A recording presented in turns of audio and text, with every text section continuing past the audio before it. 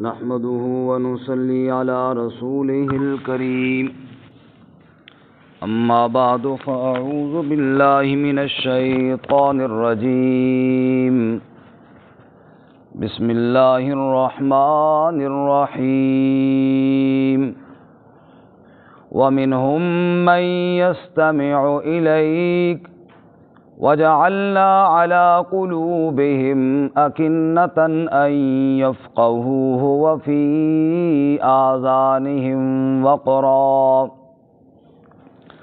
وإن يروا كل آية لا يؤمنوا بها حتى إذا جاءوك يجادلونك يقول الذين كفروا إن هذا إلا أساطير الأولين وهم ينهون عنه وينأون عنه وإن يهلكون إلا أنفسهم وما يشعرون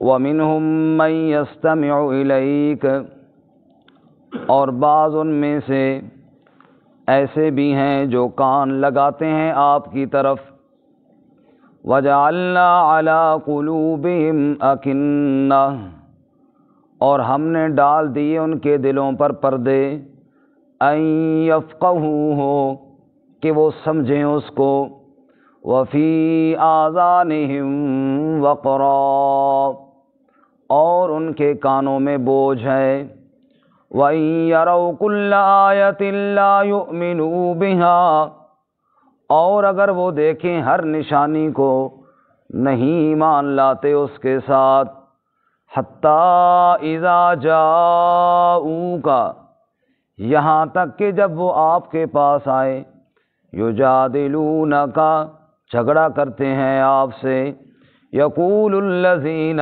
کفروا اور کہتے ہیں کافر لوگ ان ھذا الا اساطیر الاولین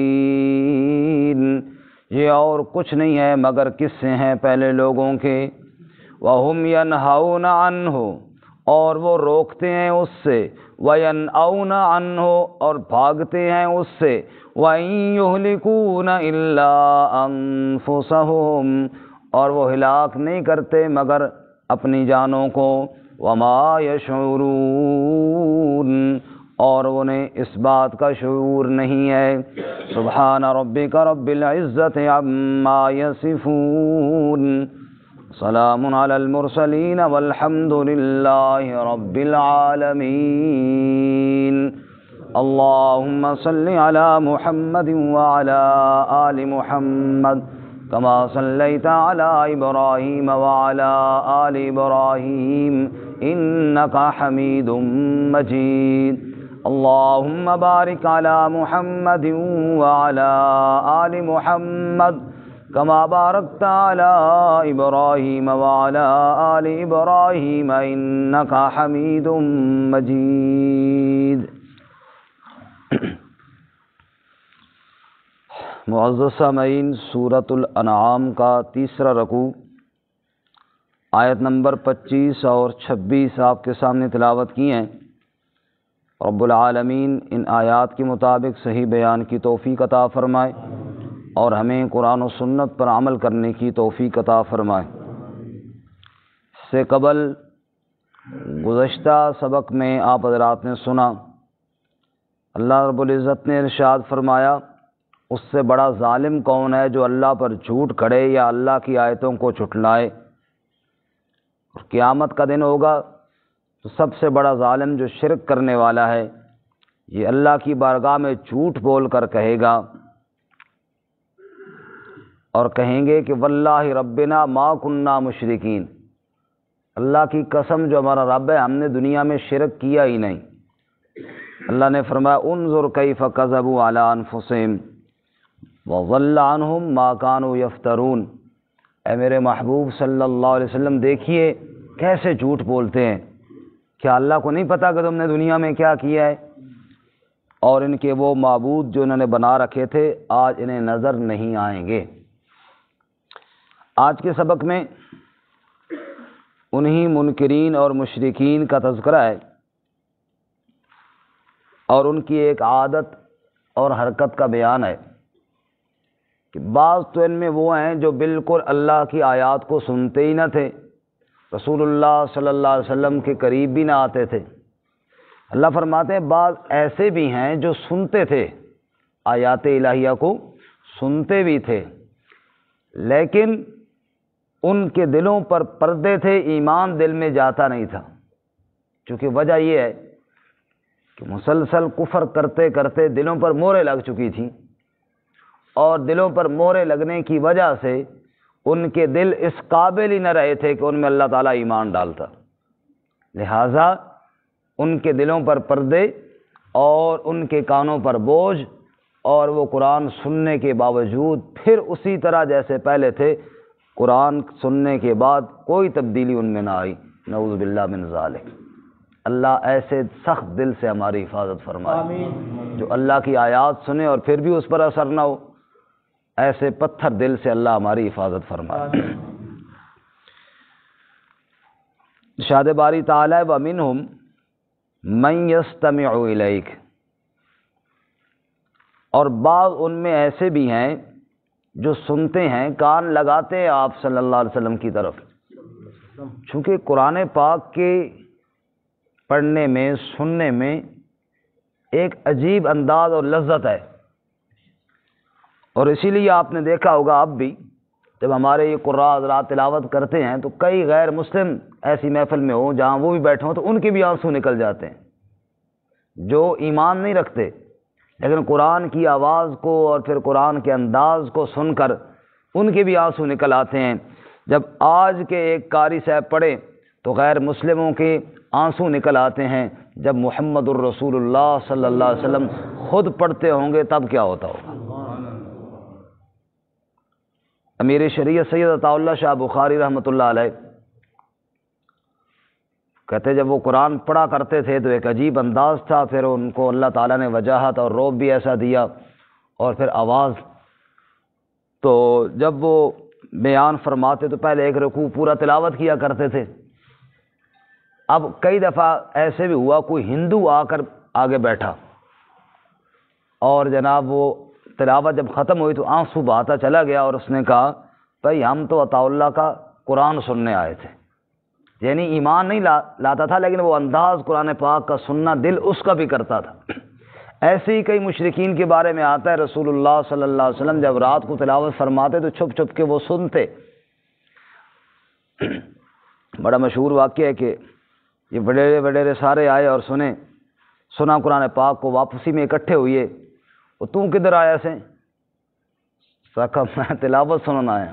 لوگوں کو تو منع کرتے ہیں کہ جناب تلاوت نہ سنو، خود سن رہے ہو۔ سکا تو کیوں آیا؟ سکا آیا تو میں بھی اس واسطے ہی ہوں۔ سکا پھر وعدہ کرو کل نہیں آئیں گے۔ سب نے وعدہ کر لیا، لات منات کی قسمیں کھائیں گے، کل نہیں آئیں گے۔ اب دوسرے دن ہر ایک نے سوچا بھی انہوں نے تو کوئی بھی نہ گیا ہو سی، سمجھے، انہوں نے تو قسمیں کھا لی ہیں، کوئی بھی نہیں، چلو میں اکیلا جا کے سنا ہوں۔ وہاں گیا، دوسرے نے بھی یہی سنا، تیسرے نے بھی یہی سوچا، سارے پھر اکٹھے ہو گئے۔ وہ پھر کل قسمیں جو کھائی تھیں، انہوں نے کہا یار قسمیں تو کھائی تھیں لیکن قسم ہے کہ محمد صلی اللہ علیہ وسلم جب یہ تلاوت کرتے ہیں نا، رہ ہم بھی نہیں سکتے، دل چاہتا ہے کہ ہم بھی جائیں اور اس کو ضرور سنیں، لیکن ادھر ضد اپنی جگہ پہ زور مار رہی ہے۔ او بے ایمانو، اتنا جب تمہیں ہے تو پھر قرآن پاک کو مان ہی لو نا کہ اللہ کا کلام ہے، صرف لذت کے لیے تو نہ سنو نا، صرف دنیا کی لذت کے لیے اور کانوں کی چس کے لیے تو نہ سنو نا، بلکہ قرآن پاک کو مان کر عمل کی نیت سے سنو۔ میں اکثر یہی گزارش کرتا ہوں کہ قرآن پاک کے پڑھنے سے یقیناً ثواب ہوتا ہے، اس میں تو کوئی شک نہیں ہے، ایک ایک حرف پر 10 نیکیاں ملتی ہیں، لیکن قرآن پاک اللہ نے نازل صرف اس لیے نہیں کیا کہ جناب تمہارے مکان میں برکت کی ضرورت ہو تو پڑھ لو، تمہاری دکان میں برکت کی ضرورت ہو تو پڑھ لو، تمہارے سر میں درد ہو تو لکھ کر جناب سر کے اوپر باندھ لو، اور جناب کوئی پانی پہ دم کر کے پی لو۔ یہ فائدے اپنی جگہ پر ہیں، لیکن قرآن کے نزول کا مقصد یہ نہیں ہے۔ قرآن صرف سر درد کے لیے نہیں نازل ہوا، صرف میری دکان کے لیے نازل نہیں ہوا کہ اس کے اندر برکت آ جائے اور گاہک زیادہ آئیں، دیکھو نا، ہمارا مقصد تو برکت کا یہ ہوتا ہے کہ کام زیادہ چل پڑے نا، اس کے علاوہ تو کوئی میں قرآن آئے عمل کے لیے، کہ قرآن پاک نے ایک ضابطہ بتایا ہے، ایک دستور بتایا ہے، اس کو پڑھیے، سیکھیے اور زندگیوں میں نافذ کیجیے۔ ہمارا تعلق اتنا ہی ہے کہ بس یار کوئی ٹریفک حادثے میں کوئی نقصان نہ ہو جائے، مکان کوئی گر نہ جائے، اور جناب دکان میں کوئی مالی نقصان نہ ہو جائے، اس لیے شاید آیا ہے۔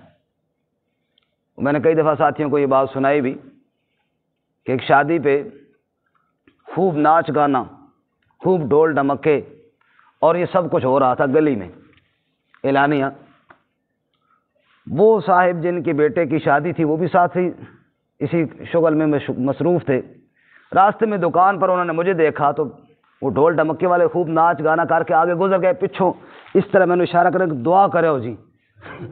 میں کہا جاؤ جاؤ مطمئن رہو انشاءاللہ، میں دعا نہ کر سکتا اور کی کر سکتا، تسی اپنا کام جاری رکھو۔ اب اس دعا کا کیا مطلب ہے کہ ہم جناب یہ ناچ گانا چھوڑ دیں؟ نہیں، مطلب یہ ہے کہ اللہ خیر کرے آگے کوئی حادثہ وغیرہ نہ ہو جائے۔ کام تو ہم نے یہی کرنا ہے جو کر رہے ہیں، کام تو ہم نے یہی کرنا ہے جو کر رہے ہیں، صرف آگے کوئی حادثہ نہ ہو جائے راستے میں، اس دعا کا یہی مطلب ہے۔ اسی طرح اگر دکان میں ناپ تول میں کمی ہے، جھوٹ ہے، 2 نمبر مال ہے، یہ ساری چیزیں ہیں، تو قرآن پاک کے پڑھنے کا مقصد پھر وہاں کیا ہوگا بھائی؟ اگر عمل کی نیت ہو تو پھر یہ سارے کام تو چھوڑیں، جھوٹی قسمیں چھوڑیں، 2 نمبر مال چھوڑیں، ناپ تول میں کمی چھوڑیں، وغیرہ وغیرہ، یہ ساری چیزیں چھوڑیں اگر عمل کی نیت ہو۔ اگر عمل کی نیت نہیں ہے تو پھر تلاوت کرانے کا کیا مقصد ہے کہ جس طرح کام چل رہا ہے چلتا رہے انشاءاللہ، یہی مقصد ہے نا، کام تھوڑا اور آگے چلتا رہے جس طرح چل رہا ہے۔ تو میرے بھائی اور میرے بزرگوں، اللہ کی آیات اس لیے نہیں آئیں۔ اب اس طرح تو وہ لوگ بھی سنتے تھے، قرآن کی آیت کیا بتا رہی ہے، وہ عتبہ، وہ شیبہ، وہ ابو جہل، وہ وڈیرے وڈیرے، اس طرح تو وہ لوگ بھی سنتے تھے، لیکن اس طرح کے سننے کا فائدہ نہیں ہے جب تک انسان قرآن کو عمل کی نیت سے نہ سنے۔ اس لیے درس قرآن میں بیٹھنے کا مقصد یہ ہے، اور فائدہ بھی تبھی ہے جب عمل کی نیت سے سنے والا، اور عمل کی نیت سے نہ سنے تو پھر اس طرح تو وہ لوگ بھی سنتے تھے۔ اللہ میں اخلاص نصیب فرمائے۔ آمین۔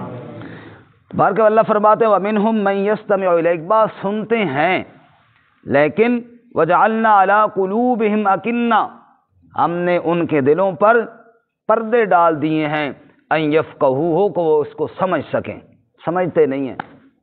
سن تو لیتے ہیں لذت کے لیے، پڑھ تو لیتے ہیں، اور عمل کی نیت سے چونکہ ہوتا نہیں ہے تو سمجھتے کوئی نہیں ہے، سمجھ کر نہیں پڑھتے، سمجھ کر نہیں پڑھتے، میاں مٹھو کی طرح پڑھتے ہیں کہ جناب وہ ایک آدمی نے میاں مٹھو طوطے کو بات یاد کروائی تھی نا کہ جال کے اوپر بیٹھ کر دانہ نہیں کھانا، بس وہ یہی بات ہر وقت کہتا رہتا تھا، باہر اڑ کر گیا اور یہ کہہ بھی رہا ہے کہ جال پر بیٹھ کر دانہ نہیں کھانا، اور اس کے اوپر بیٹھ بھی گیا، جال میں پھنس بھی گیا، پھر بھی یہی کہہ رہا ہے کہ جال پر بیٹھ کر دانہ نہیں کھانا، کیونکہ اس کو پتہ نہیں ہے کہ وہ کیا کہہ رہا ہے۔ ہم قرآن پاک کو اگر پڑھتے بھی ہیں، پہلی بات تو ہے پڑھتے ہی کوئی نہیں ہے، اگر پڑھتے بھی ہیں یا سنتے بھی ہیں تو سمجھ کر نہیں پڑھتے۔ اللہ تعالیٰ میں سمجھ کر پڑھنے کی توفیق عطا فرمائے۔ فرمایا وَجَعَلْنَا عَلَىٰ قُلُوبِهِمْ أَكِنَّةً أَن يَفْقَهُوهُ، کہ وہ اس کو سمجھیں، اس بات سے پردے چڑھے ہوئے ہیں دل پر، وَفِي آذَانِهِمْ وَقْرًا، اور ان کے کانوں میں بوجھ پڑا ہوا ہے اور وہ سنی کو انسنی کر دیتے ہیں۔ دلوں پر پردے کیوں پڑے ہیں جی؟ یہاں پہ اللہ یوں فرما رہے ہیں نا، آپ غور کریں اگر آیت پہ، اللہ کہتے ہیں کہ جعلنا، ہم نے ان کے دلوں پر پردے ڈال دیے۔ یہاں پہ ایک سوال پیدا ہوتا ہے بھی اللہ نے پردے ڈال دیے تو اس میں ان کا کیا قصور ہے؟ عموماً لوگ کہتے بھی ہیں جی، جیسے ختم اللہ علی قلوبہم پہ لوگ کہتے ہیں جی اللہ نے اگر خود مہر مار دی ہے تو پھر تو جناب ان کا کیا قصور ہے؟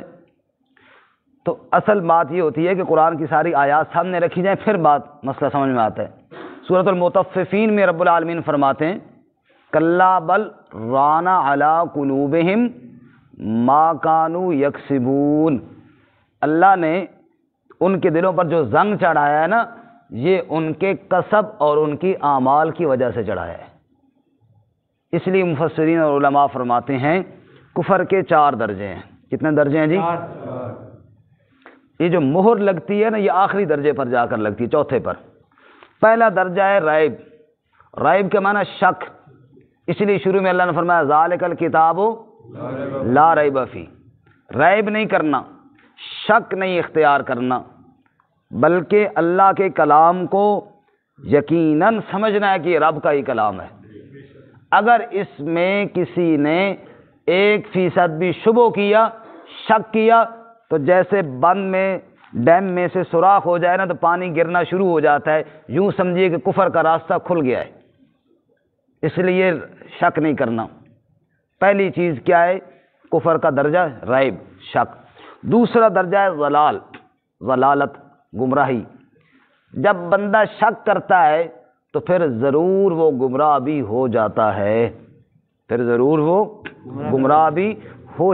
ہے، تیسرا درجہ ہے جدال، اگلی بلکہ اسی آیت میں آ رہا ہے۔ جدال کا معنی جھگڑا۔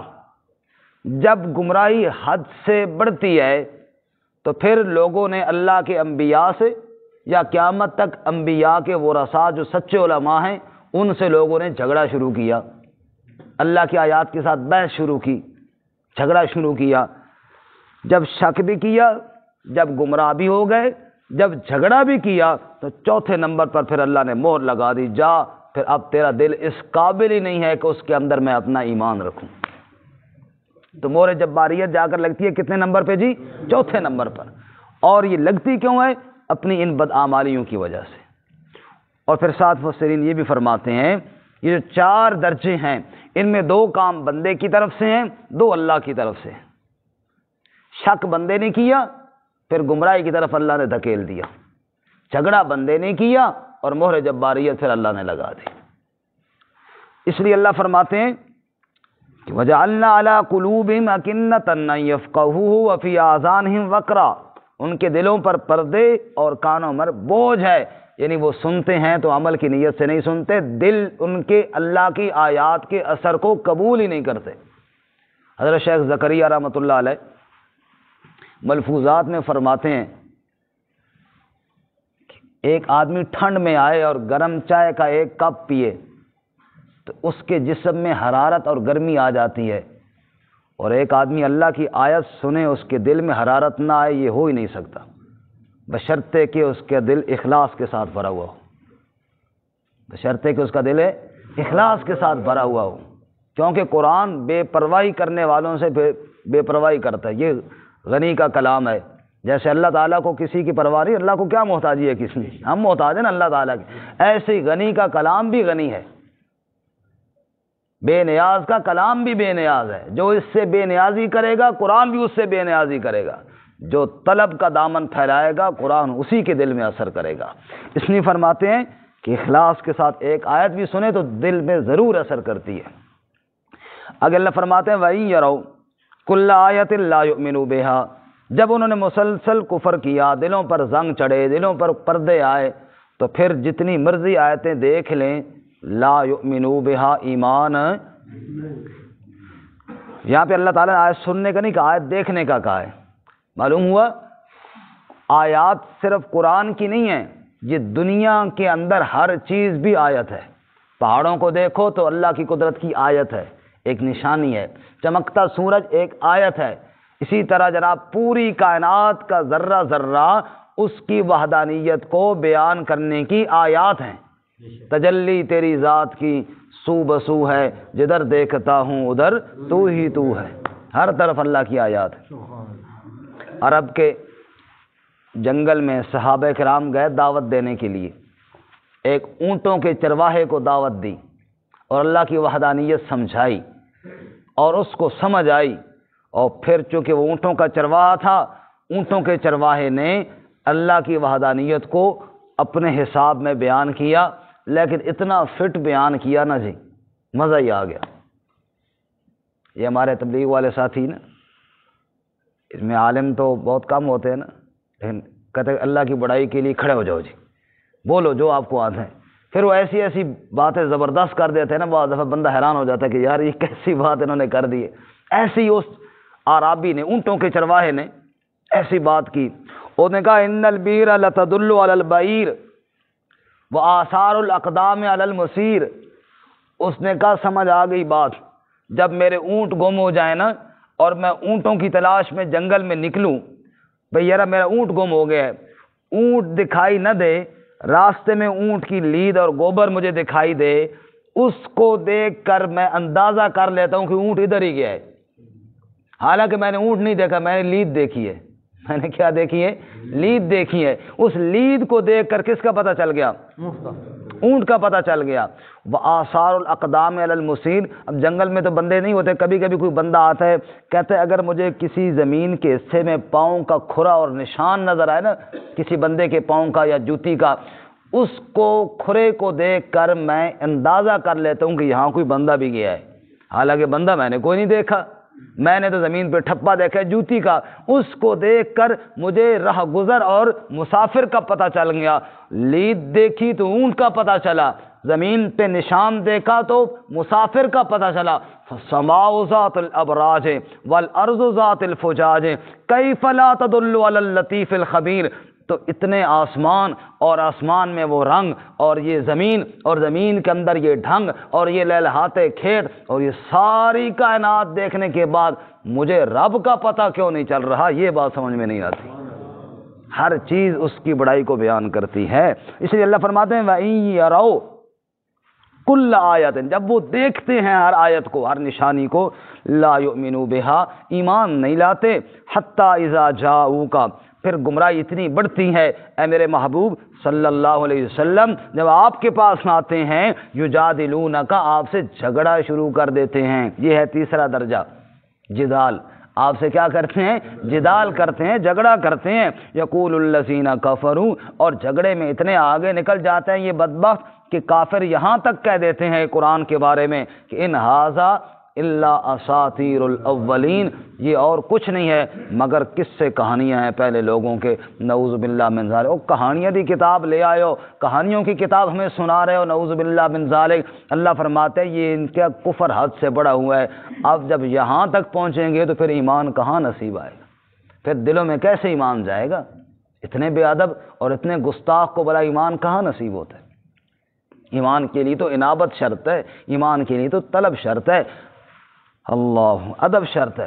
آپ دیکھیں فرعون نے مقابلے میں جادوگر بلائے تھے نا موسیٰ علیہ السلام کے مقابلے میں، اور انہوں نے اپنی رسیاں اور لاٹھیاں پھینکی تھیں، موسیٰ علیہ السلام نے بھی عصا پھینکا، واقعہ آپ کے ذہن میں ہوگا، وہ عصا ان ساری لاٹھیوں کو کھا گیا تھا۔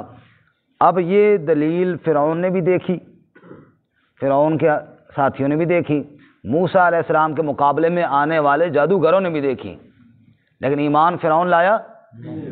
کون لائے؟ جادوگر لائے۔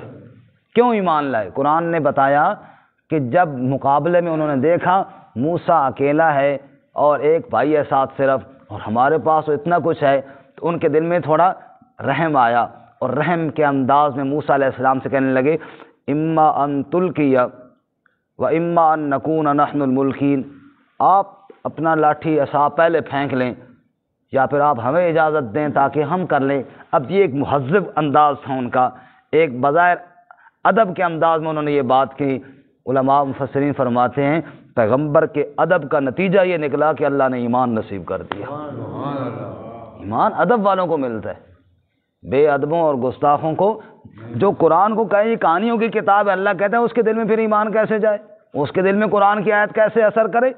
جو قرآن کو رب کا کلام مانے اس کو جناب قرآن ہدایت کا راستہ دکھائے گا۔ پھر نتیجہ یہ نکلتا ہے جو قرآن کے بارے میں یہ باتیں کرتے ہیں وَهُمْ يَنْهَوْنَ عَنْهُ، وہ منع کرتے ہیں باقی لوگوں کو بھی نہ سنو جی، قرآن کا بیان نہ سنو، وَيَنْأَوْنَ عَنْهُ، اور خود بھی بھاگتے ہیں، لوگوں کو دوسروں کو بھی منع کرتے ہیں کہ چھوڑو جی نہ سنو، اور خود بھی بھاگتے ہیں۔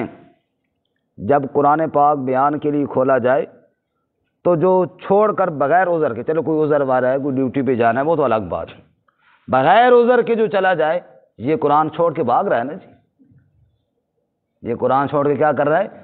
بھاگ رہا ہے، اور یہی اصل پیٹ دینا ہے قرآن پاک کو۔ وَهُمْ يَنْهَوْنَ عَنْهُ وَيَنْأَوْنَ عَنْهُ، وہ اس سے روکتے بھی ہیں اور بھاگتے بھی ہیں۔ وَإِن يُهْلِكُونَ إِلَّا أَنفُسَهُمْ، اور جو اللہ کے قرآن سے بھاگے وہ کسی کا کوئی نقصان نہیں کرتا، إِلَّا أَنفُسَهُمْ، اپنی جان کا خود نقصان کرتا ہے، اپنا بیڑا غرق کر رہا ہے۔ وما یشعرون، اور انہیں اس بات کا احساس نہیں ہے۔ اللہ تعالیٰ ہمیں قرآن و سنت کے ساتھ جڑنے کی توفیق عطا فرمائے۔ ترجمہ دوبارہ سن لیں جی۔ ومنہم من یستمع الیک، اور بعض ان میں ایسے بھی ہیں جو کان لگاتے ہیں سنتے ہیں آپ کی طرف، وجعلنا علی قلوبہم اکنہ، اور ہم نے ان کے دلوں پر پردے ڈالے ہیں، ان یفقہوہ، کہ وہ اس کو سمجھ سکیں، وفی آذانہم وقرا، اور ان کے کانوں میں بوجھ ہے، وَإِن يَرَوْا كُلَّ آیَةٍ لَا يُؤْمِنُوا بِهَا، اور اگر وہ ہر نشانی کو دیکھیں تو ایمان نہیں لاتے اس کے ساتھ، حَتَّى إِذَا جَاءُوكَ، یہاں تک کہ وہ جب آپ کے پاس آتے ہیں، يُجَادِلُونَكَ، تو جھگڑا کرتے ہیں آپ سے، يَقُولُ الَّذِينَ كَفَرُوا، کافر کہتے ہیں، ان ھذا الا اساطیر الاولین، یہ اور کچھ نہیں ہے مگر قصے ہیں پہلے لوگوں کے، وہم ینہون عنہ وینأون عنہ، اور وہ روکتے ہیں اس سے اور بھاگتے ہیں اس سے، وَإِن یہلکون الا انفسهم وما یشعرون، اور وہ کسی کو ہلاک نہیں کرتے سوائے اپنی جانوں کے، اور وہ شعور نہیں رکھتے۔